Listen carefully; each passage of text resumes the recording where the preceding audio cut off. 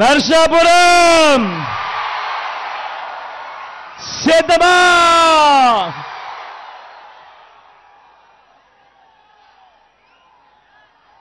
సమయం 12:15 మిట్ట మధ్యాహ్నం.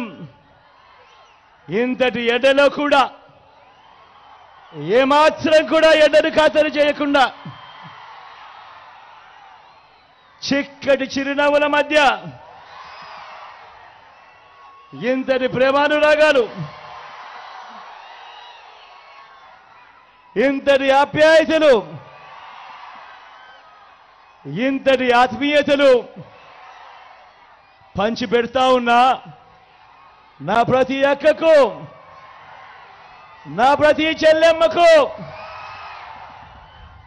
నా ప్రతి అవ్వకు, నా ప్రతి తాతకు,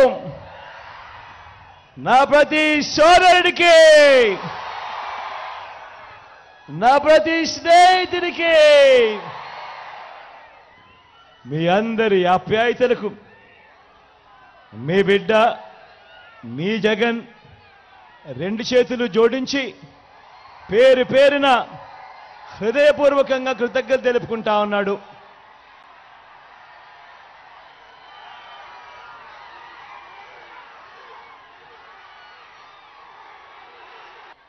మరో 10 రోజుల్లో జరగబోతా ఉన్నాయి.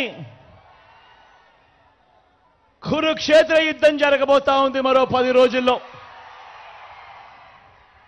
జరగబోయే ఈ ఎన్నికలు కేవలం ఎమ్మెల్యేలను, ఎంపీలను ఎన్నుకునేందుకు జరగబోయే ఎన్నికలు కానే కావు.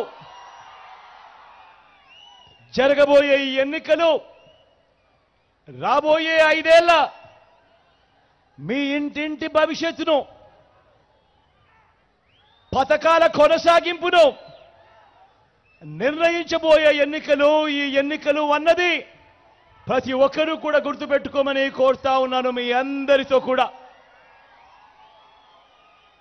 ఈ ఎన్నికల్లో జగన్కు ఓటు వేస్తే పథకాలన్నీ కొనసాగింపు,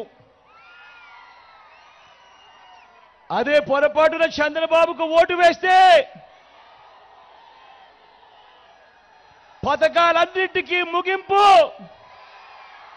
మళ్ళీ మోసపోవటం. ప్రతి ఒక్కరూ కూడా జ్ఞాపకం చేసుకోమని అడుగుతా ఉన్నా. అదే పొరపాటున చంద్రబాబుకు ఓటు వేస్తే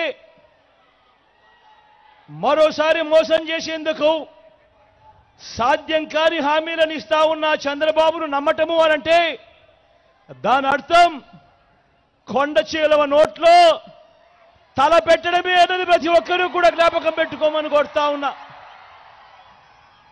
పొరపాటున చంద్రబాబుకు ఓటు వేస్తే మళ్ళీ చంద్రముఖిని తలుపు తట్టి లకలక లకలక అంటూ మళ్ళీ 5 ఏళ్ళు మీ ఇంటికి మీ రక్తం దాగేందుకు వస్తుంది అన్నది ప్రతి ఒక్కరూ కూడా గుర్తుపెట్టుకోమని కోరుతా ఉన్నాను. ఈ సందర్భంగా ఈరోజు నేను మిమ్మల్ని అందరినీ కూడా కోరుతా ఉన్నా. రాష్ట్రానికి 3 సార్లు ముఖ్యమంత్రిగా చేశానంటాడు ఈ పెద్ద మనిషి చంద్రబాబు నాయుడు. రాష్ట్రానికి తాను 14 సంవత్సరాలు ముఖ్యమంత్రిగా చేశాను అని అంటాడు ఈ పెద్ద మనిషి చంద్రబాబు నాయుడు. నేను అడుగుతా ఉన్నాను ఈ సందర్భంలో, రాష్ట్రానికి 3 సార్లు ముఖ్యమంత్రి అంటావు, 14 ఏళ్ళు సీఎంగా చేశానంటావు. మరి ఇదే పెద్ద మనిషి చంద్రబాబు నాయుడు గారి పేరు చెబితే ఈ రాష్ట్రంలో ఉన్న ఏ పేదకైనా కూడా తాను చేసిన కనీసం ఒక్కటంటే ఒక్క మంచైనా గుర్తుకు వస్తుందా అని అడుగుతా ఉన్నాను మీ అందరి సమక్షంలో. 14 ఏళ్ళ ముఖ్యమంత్రి అంటాడు, 3 సార్లు సీఎం అంటాడు.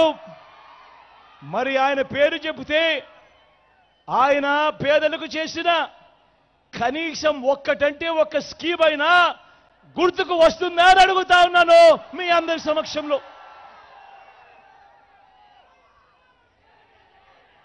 మరో వంక మీ బిడ్డను చూడండి.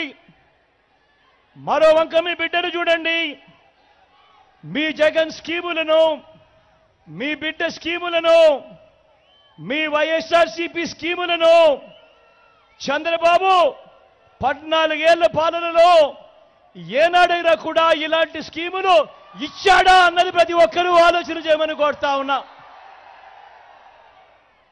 గతంలో మనం ఎప్పుడూ జరగనట్టుగా, గతంలో ఎప్పుడూ చూడనట్టుగా మీ బిడ్డ పాలనలో ఈ 59 నెలల కాలంలోనే అవ్వాతాతలకు ఇంటికే 3,000 రూపాయల పెన్షన్.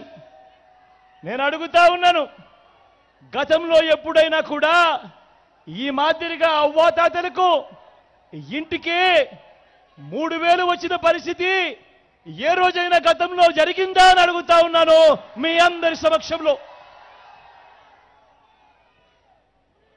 గతంలో ఎప్పుడూ కూడా జరగని విధంగా పిల్లలకు ఈరోజు గవర్నమెంట్ బడిలో నాడు నేడు బడి తెరిచే సమయానికే పిల్లలకు విద్యా కానుక, గవర్నమెంట్ బడిలో ఇంగ్లీష్ మీడియం, గవర్నమెంట్ బడిలో ఈరోజు బైజూస్ కంటెంట్, 3వ తరగతి నుంచే పిల్లలకు టోఫుల్ క్లాసులు, సబ్జెక్ట్ టీచర్లు.